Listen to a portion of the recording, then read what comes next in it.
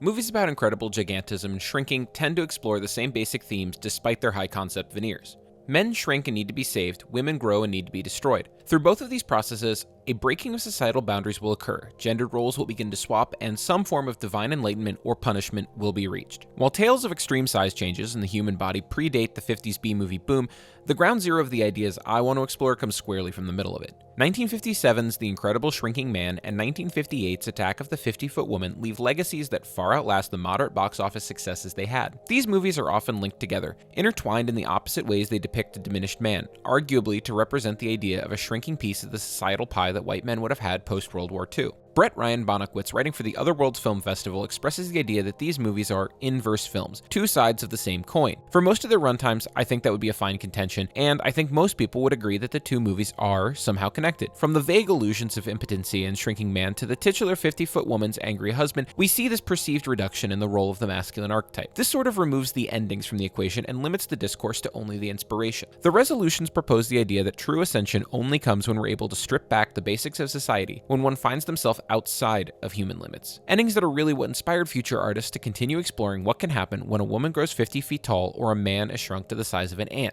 The Incredible Shrinking Man begins with Scott and his wife Louise enjoying a leisurely day on the boat, a boat that Louise is quick to remind is not her husband's property. Scott softly bargains for his wench to fetch him a flagon, and when she does, a cloud of radioactive mist covers him, causing him to shrink. Already, there's some idea, while playfully, that Scott wants to see himself as a commanding force, the powerful head of the household, financial or otherwise, despite his, no pun intended, shortcomings.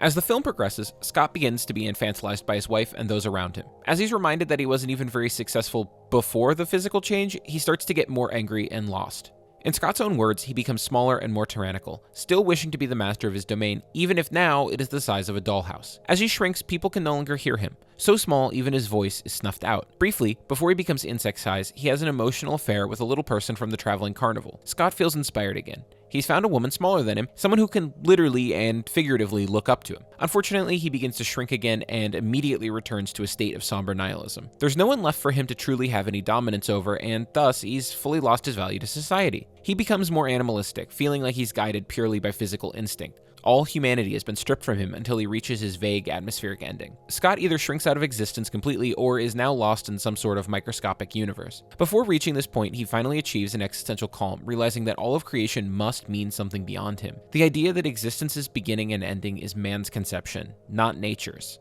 I still exist.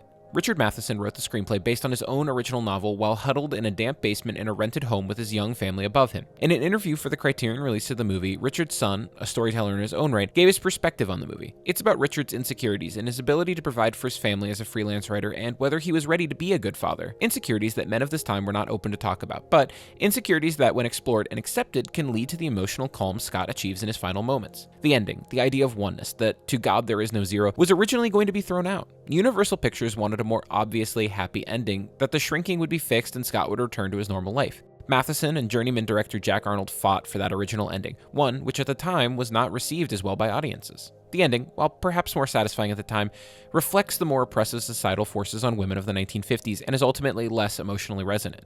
Nancy Archer, the 50-foot woman, is a wealthy, somewhat powerful local figure who's treated like dirt by her philanderous husband. She is exposed to some sort of cosmic force from an alien ship and grows quickly. One should read the rest of the runtime as a satire, albeit one still made by men and daring not to be too progressive for the time. Despite her status, Nancy is still looked down on, considered temperamental and perhaps crazy. Even as the news reports on multiple sightings of the alien craft, they attack Nancy as a lush who made up provisions. No wonder her husband is running around on her. She only gains any sense of autonomy by growing large and pushing back against her husband. She kills him and his affair partner, leading to her death as well. The final remarks of the locals who witnessed this awesome and impossible event is simply that she finally got her husband all to herself. While this was written by a less graceful writer, the idea of using a woman's size to break her societal bounds is still at its core. Now you pulled a boner tonight and you know it. These ideas are expanded on in the more thematically successful and comically inclined The 30-Foot Bride of Candy Rock in 1959. In this farce, Emmylou Raven is exposed to yet more radiation and begins her growth. this time from a cave. While in her pre-gigantic life, she must hide her wants and needs from her oppressive uncle, sometimes literally being treated like trash. Post-transition, she refuses to capitulate to her uncle, her fiancé, or the powerful Booster Society. Emmylou specifically talks about having had to keep her voice down for too long and calls out the little packs of little men that have been keeping her in her place. I know it's for my own good, and I don't need any unfaithful husband to tell me. She will not be made small again until she is physically, but she has pushed past her public boundaries nonetheless. The slight but more compelling 1993 remake of Attack of the 50-Foot Woman continues these ideas, size as a metaphor for oppression. Despite much the same setup, the changes made in the beginning give the satire a more biting edge. When Nancy first reports the strange craft, she pointedly refers to it as having touched her, something the police write off. Using this verbiage, the remake draws a far more direct line to the ideas of assault. Daniel Baldwin's portrayal of her husband Harry is more recognizably abusive than the cartoonishly villainous version in the original as well. Even when insect-sized in comparison, he calls her a freak and verbally attacks her. When the military begins to try and take her down after her wrathful attacks, a commanding officer outright suggests, "Don't think of her as a woman, think of her as a target." That's what I always do. Despite having the same ending, the bricks are laid thoughtfully enough to make this an even more tragic finale. Nancy finally gains autonomy, making people believe her, achieves a sort of clarity about the world, noting that maybe she's normal in a land of tiny people and is ultimately punished for it. Flipping the sizes back again, Joe Dante saw The Incredible Shrinking Man when it was first in theaters and says it became a part of his personal critical pantheon. He specifically cites the tone and ending as revolutionary compared to the B-movies he was used to seeing at the time.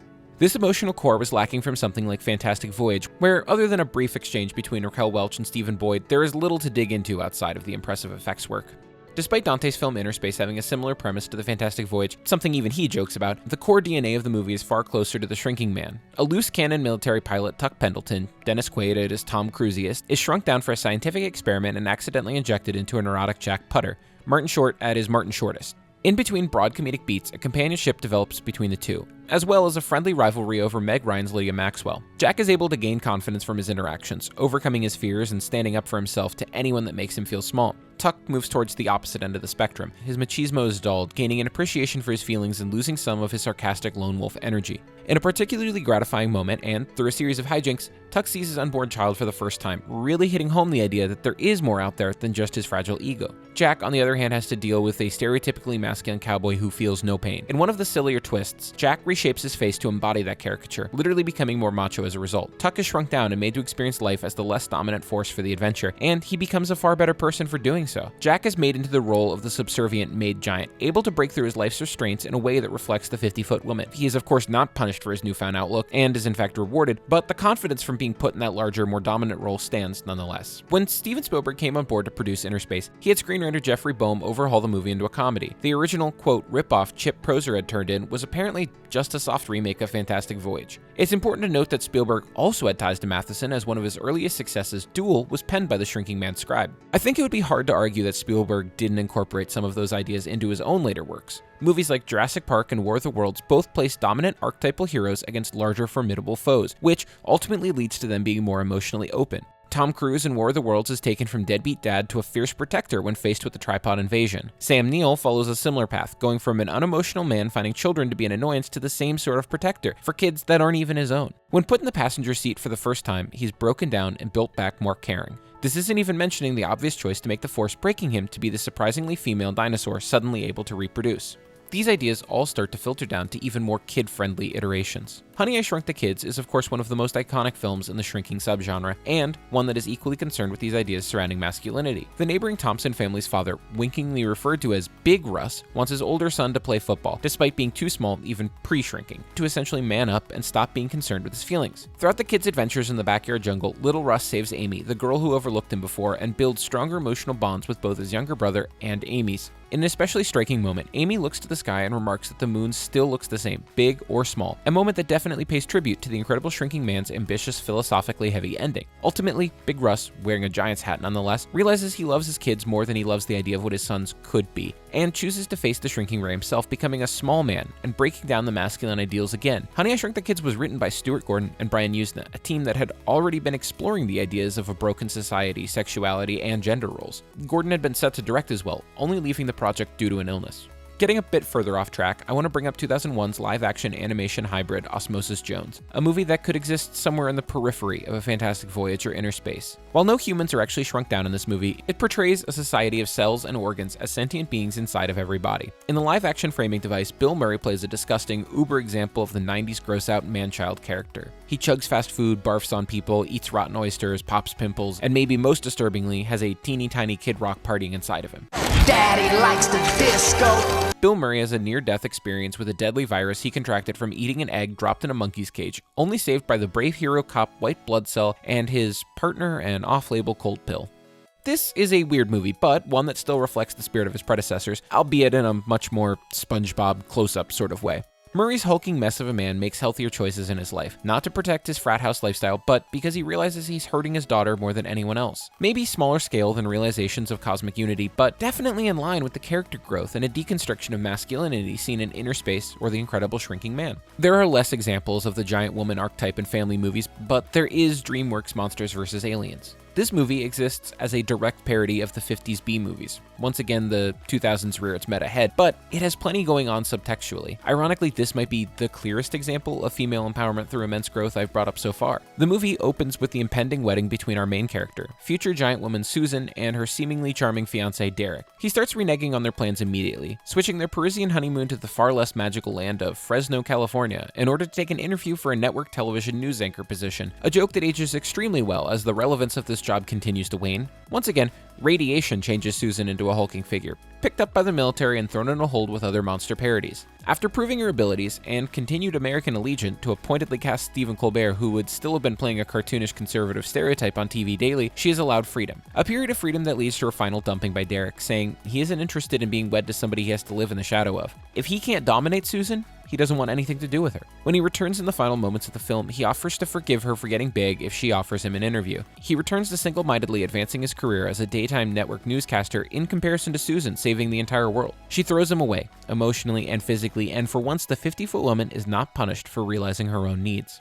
Don't rush me, Katie. I'm just not ready. The 2010s also brought us Nacho Vigalando's Colossal, which played with some ideas from both the shrinking and growing subgenres. The overall premise has Anne Hathaway's Gloria, a 30-something alcoholic currently unemployed and spiritually lost, discovering she controls a kaiju soul when she's in a park from her hometown at a specific time. A time we later discover is when her jealous and monstrous childhood friend Oscar, played by Jason Sudeikis, stomped on her project out of jealousy 20 years prior. Over time, it's revealed that Oscar controls a giant as well, aptly an inorganic robot, and threatens to murder thousands, literally soul-crushing, if Gloria does not remain subservient to him. Interspersed in his psychotic attacks, sometimes physical, Oscar love bombs and encourages Gloria to drink heavily, making petty demands and whiplashing between a friend and a tyrant. An obvious parallel to domestic abuse forms, all while he puts on a show as a typical nice guy stereotype. Gloria travels to swap places with her monsters. She's soul-searching, and completely annihilates Oscar. Cheering ensues as the robot is thrown away. She anonymously enters a building and begins to tell her story. She has reclaimed soul, Korea's, and her own. She managed this from a combination of the power she is offered from an embiggening and the maturity she got from making herself small in the face of a giant. Colossal falls in a sort of rebirth period for these movies, debuting relatively the same time as Ant-Man and Downsizing. Ant-Man was originally to be written and directed by Edgar Wright, who had mostly focused on movies about man-children growing up and listed Shrinking Man and Inner Space on his 1,000 favorite movies of all time. What remains in the final project from his original idea is hard to say, but a good chunk of the movie, and to a lesser extent its two follow-ups, is Paul Rudd's Scott Lang becoming a hero, shrinking, finding a way to be a better father, and accepting his wife has moved on from him. He has to get small to grow up. Downsizing focuses on Matt Damon shrinking to escape financial downfall and eventually coming to some of the same philosophical conclusions our original Shrinking Man did. He's faced with the choice of entering a bunker and living out the rest of his life, and future generations trapped underground, but ultimately surviving the impending environmental disaster, or venturing out, perhaps sacrificing himself and helping those that can't enter the bunker. He chooses the latter, to be one with the world around him instead of continuing to hide. Nature is beyond man's concept. It has no beginning or end, and he must be at peace with that. If the point was stretched even further, we could look at Buzz Lightyear being forced to reckon with the fact that he's a toy at a tea party, not a real warrior. Or in Magic School Bus, the fact that they enter Arnold, the meekest student in the class. How about Netflix's Tall Girl franchise, where only being 6'1" is now enough to invoke a similar sort of attack? Whatever the source, the goal of Tiny Man movies is to save the man, to bring back a broken down and rebuilt figure, one who's become more emotional and enlightened through his reckoning with forces above him. The goal of Giant Women movies is usually to stop the existential threat they represent, a group yearning to break free of their metaphorical diminishment. All of these themes are set up in The Incredible Shrinking Man and Attack of the 50-Foot Woman, movies that, if not for their lasting torchbearers, might only be remembered as yet more cult classic B movies. It's nothing groundbreaking to say that movies about tiny guys and big ladies inspired movies about tiny guys and big ladies, but I think it's interesting that so many artists, consciously or not, looked at these pictures about literal character growth and thought about how they can explore what that means metaphorically. In this, our two pioneering sci-fi adventures are inexorably linked. Not because they came out in the same decade and have similar trappings, but because they both yearn for us to exceed the forms we reside in. I leave you with the words of our incredible shrinking man. The infinitesimal and the infinite. But suddenly I knew they were really the two ends of the same concept. The unbelievably small and the unbelievably vast eventually meet, like the closing of a gigantic circle.